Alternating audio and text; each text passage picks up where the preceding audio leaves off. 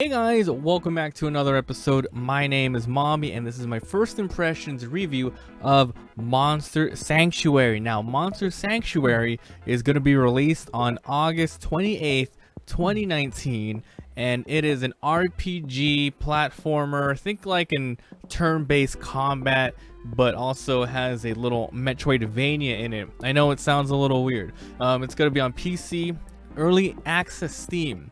As always, if you like what I do and want to see more, please help out the channel by leaving a like, commenting, and subscribing. Also, please make sure to stay to the end of the video. I'll be showing you some gameplay highlights from Monster Sanctuary taken straight from our Twitch live stream. So we're going to talk about the story, the graphics, the audio, the gameplay, and a bunch of noteworthy things about the game. Remember, it is early, so I'm going to be critiquing it a little bit. That's not mean I'm hating on it. I'm just saying it needs to improve on some of these because I did like the game. So for a price right now on Steam, it doesn't really have a price. If I were to put a price on it, I would say this game should probably be around $20 to $25. I think at the moment that's what the game is worth. So let's talk about a little bit of the story. It just jumps you kind of right in. There's a little bit of backstory about all these monsters who pretty much will kill humans, but you know, hundreds of years, and people have befriended a certain amount of monsters. There's about 4 of them across this bloodline. I didn't think they wanted to do 3 because it was a little too much like Pokemon, right? Like, ooh, Charmander, Bulbasaur, Squirtle. No, you got like 4 different ones, and you get to choose from the beginning which monster you want. I might be like referencing Pokemon a lot. If I do, my bad, but it's kind of really similar. So you are this character that you name, and you end up picking one of the things, and that is your first monster. The monster talk to, they speak whatever language, and they're all like, yeah, I've been part of this family for generations, and pretty much I'm only following you. I'm not hurting you because I like your family. So it's your first monster, and your goal is to become a keeper aspirant, and that's your starting like rank. And the goal is to get higher in ranks. The more you progress in the game, the higher rank you get. And then the more areas of the world you have access to, the more rooms and different monsters are available to you. And pretty much the whole underlying story is you are on this quest, and there are the 3 other bloodlines that you did not choose. They are chosen by the other characters of the game, and you're going to be seeing a little bit of them sprinkled throughout the story. Also, champion monsters / elite monsters, super crazy dark monsters, they're on the rise, and it's your job to figure out why. You have to defeat those boss monsters and figure out what's happening. So that's pretty much the story. The graphics are pretty nice. They're pixel sprites. They have really well done animations for a lot of the monsters. No joke, like your main guy, like the main guy I'm showing here, like the fire lion, he has a really awesome fire mane. And you know, the bird character also has some really good flapping animations. Some of them are pretty static, but some of them are really awesome. So props for that. It's really good. They also have a big art, like art style, like a big painting kind of deal that you can see if you open up your monster log, which really shows a detailed version of your monsters, and hopefully I'll show some of that in there. It kind of reminds me of MapleStory meets Pokemon meets Symphony of the Night. Now for the audio portion, there wasn't really anything that stuck out for me, but it wasn't like terrible. It's not like I remembered something that was bad. I just didn't remember anything good. It was all pretty general. Now, the big part of this game is the gameplay and why, you know, you might be interested. So like I said, it's a mix of an RPG turn-based and Metroidvania. You're going to be doing a lot of platforming, you're going to be doing a lot of battling turn-based, and you're going to be doing a lot of buying, selling, and optimizing your monsters. So let's talk about the RPG aspect of this game. You get a party of monsters throughout the game. Now, how do you get monsters? You start with your starter Pokemon, and then I'm going to say Pokemon, and then you run around the map, and you know, depending on where you are in the world, these monsters will reside, and you can touch them, and you can have a random battle.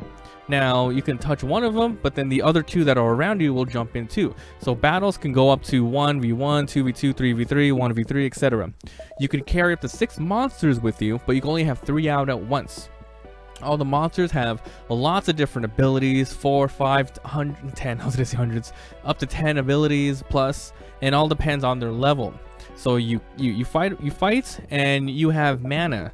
Like Pokemon, they have PP moves, right? So a certain amount of times you can use a move. Here, each move that you have costs mana, and you recover mana each turn. You can increase the amount of mana you have total, and the amount that you recover via leveling up, and skill upgrades, and equips, and stuff like that. And also food. We'll get into that later. So you fight monsters, you level up, you end up getting a skill point. You go into your monster's skill tree and you have different ones. You can upgrade one of the moves to be stronger, or you can upgrade a little bit of your stats instead. It's pretty interesting, and I do like that. The Metroidvania part. Actually no. Let's keep going with the RPG aspect first. So, like I said, party of monsters. You fight monsters, and you randomly get loot. You get money. You get equipment like rings to increase vitality and maybe luck, and then you also get eggs. That's right, that's how you get the monsters. If you want a specific monster, you kill them until you get their egg, and then you can easily just hatch it right away. So you collect through drops, you get experience, skills, equipments, food, also food. So you can customize your Pokemon in different ways. You can rename them, first of all. You can choose who to attack first in battle.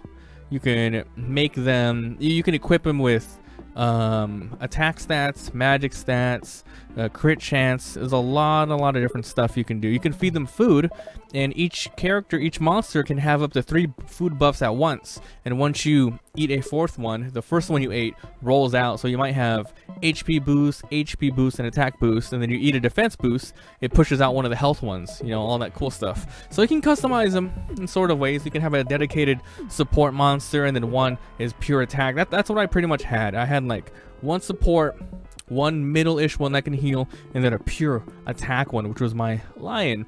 You can also go to shops. You can buy and sell potions, runaway items.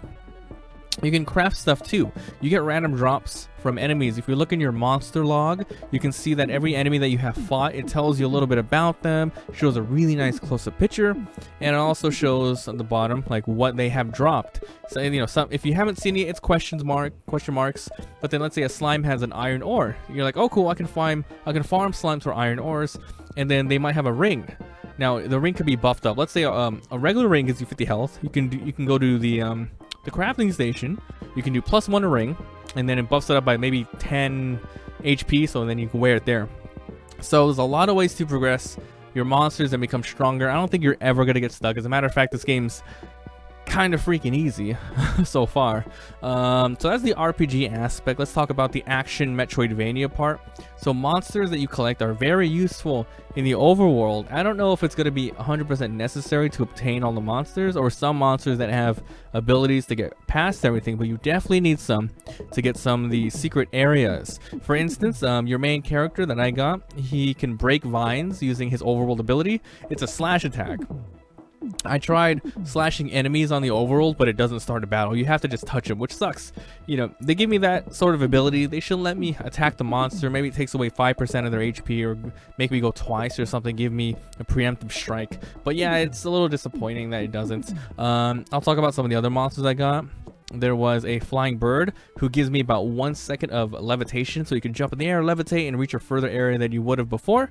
The slime guy who shoots on bubbles. And using bubbles, I can activate puzzles, etc. So it's pretty cool that way.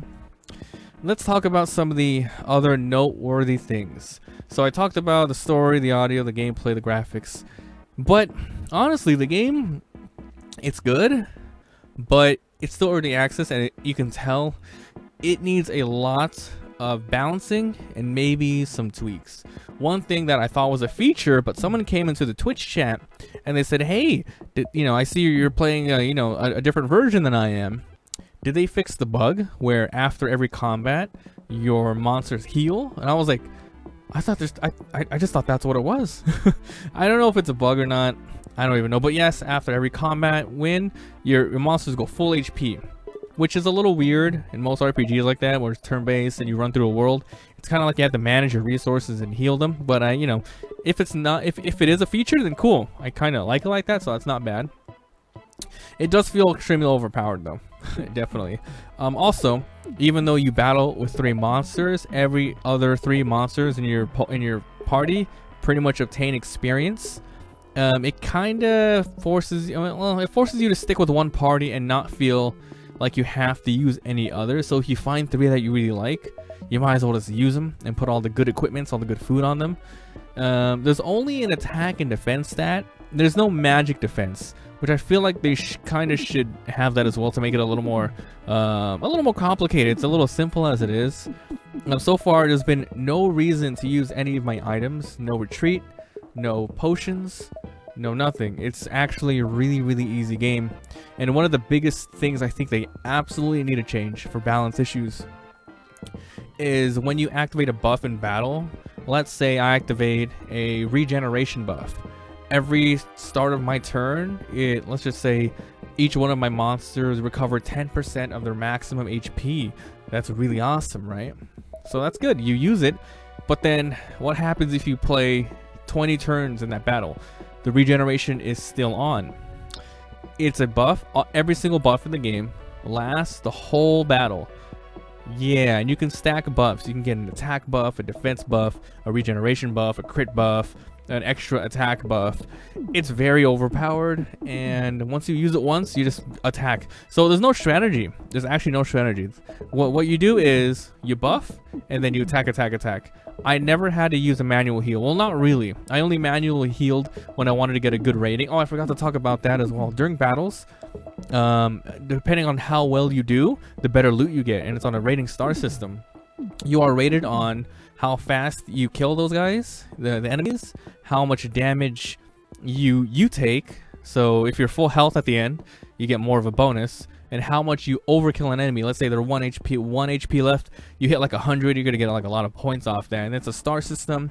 It multiplies the money you get and it gives you rare drops. So that I like that a lot. There's also a combo system where if you let other monsters attack first, every other monster that attacks following gets a small increased damage buff. So monster ordering is pretty powerful.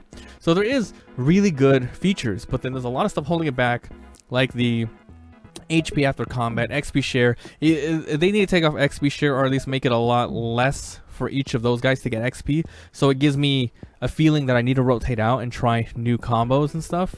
And also add a magic stat. No reason to use items, and of course the buffs. That's the biggest thing. Make a buff last 3 to 5 turns or something. It'll even give you an extra excuse, because right now in your monster skill tree, once you hit a certain level, it unlocks the next skill tree. You have level 0, level 10s, level 20s, level 30s. The level 30s and 20s, it's a work in progress. You can't do that yet. It's early access. So, if you put in like buffs, for instance, this support buff, let's just say it all starts with three turns. But then you can add a buff in a skill tree that says, hey, you can increase the buff to 5, 7, 10 turns. Something like that, because it's way too freaking powerful.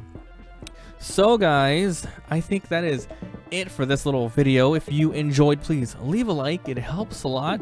And if you haven't already, subscribe for daily videos. If you want to watch all of the uncut footage of Monster Sanctuary re-recorded, check out my secondary YouTube channel, Mabimpressions VOD. It's where I upload all of the Twitch VODs in easy, digestible chunks for your viewing pleasure. I'll be ending today's video with a highlight of the stream for Monster Sanctuary. It's gonna be me fighting 2 elites. I think I'll put in those 2 elite fights here. So please enjoy. Thanks for being here. Thanks for watching. Enjoy the rest of the video. Bye. Saved yet, show you show bravery. This time you'll not be facing a normal monster. Oh dang, is that it? What is it? It's alive. It's like a robot. Oh! Particularly powerful monsters are called champions. Oh, the music even changed. Sick. They have more health, more damage, and act multiple times per turn. He's a Steam Golem, level 6. It's your job as a monster keeper to take care of them.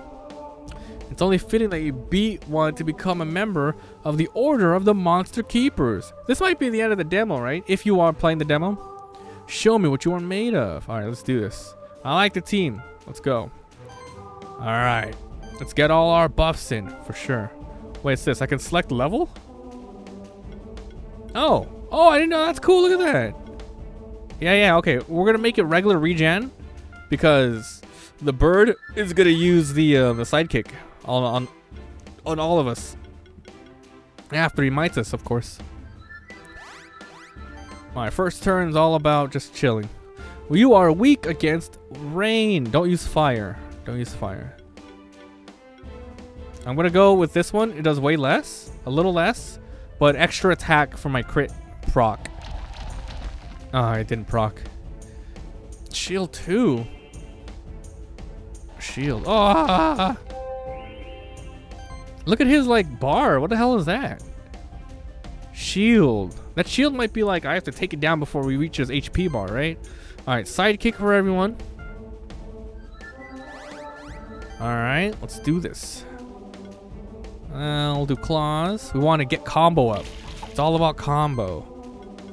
Time for our strongest attack again. Stone Rain. Shielding again. Looks like he's going twice per turn. And we're healing like way more than he hurts us. So, all right. What is he weak? Weak against this. Oh, that's good. All right. Feather Storm. Combo. All right. So this is our strongest right here. Nice. He keeps shielding. Whatever. He's not hurting us. It's too OP. I feel like we can't lose. Get wrecked, ho. We should be slowly running out of mana, though, right? I've never ran out of mana. I think, except for the very first battle or something, I ran out of mana. Yeah. We're recovering, like, way more than we're using. Like, Featherstorm's 60. It might matter a lot later when spells cost more, but for now it's not an issue. So there's no point like putting any regen items on my guys. Yeah, we're not in danger. Pretty crazy monster, eh? I do like a lot how smooth the animations are. That's great.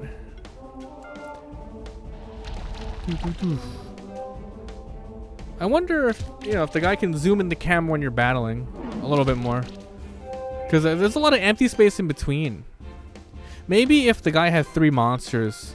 But still, I would still like to see it zoomed in more. To show off more of the sprites and animation. Got him. Victory! 6.66 turns. Whoa. Alright. We got iron, copper, and a potion. Nice XP. Congrats, young one. You have defeated your first champion, and now you are a keeper aspirant. Nothing is more is required. However, stay and listen. Oh, no, I don't want to. Monsters cannot become as powerful by normal means. Champions don't accept other monsters. Ooh, you can't a champion. They are an anomaly by nature. Quite rare. Alright, here we go. Open up. Is that the Pokemon? Oh, dang! That's it. It's called a monk. Alright, here we go. Champion battle number 2. Alright, strategy. Might for everyone. Might is right. Look at that. We got a buffed. Alright, and we'll do support heal. Cool. Alright. What's he weak against? Oh, so he's weak against my strongest attack. Oh, this guy's gonna go down so quick. Freeze punches. Wow. That did like almost nothing.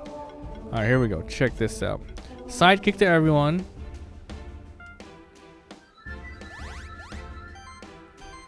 And then full offense for my main guy to give him the extra glory buff, which gives me 10% more damage, or 10% more chance for crit, and our crits are strong as hell. Ah! 0 crits. Oh, okay. Dude, I think my crit chance is like 40 on this guy. What happened? Unless he can't hold that many buffs. Glory. Yeah, come on. All right, ready to go. Let's do this 6 hit. Combo up. Slash. All right. Now he's gonna feel it, mother trucker. 1 crit. How? Regen's OP. See, like there. Maybe like one more turn and regen needs to end. It's too overpowered for use, man. That needs to be balanced. There's no danger. Danger. Is he out of mana or what? And make things cost more mana. I have no reason to ever use attack or anything like that. Or my items. It's been like an hour and I haven't used an item yet. There's been no need to.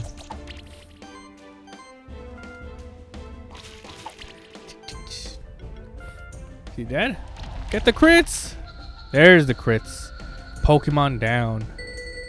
4-star victory. I got a bandana +1.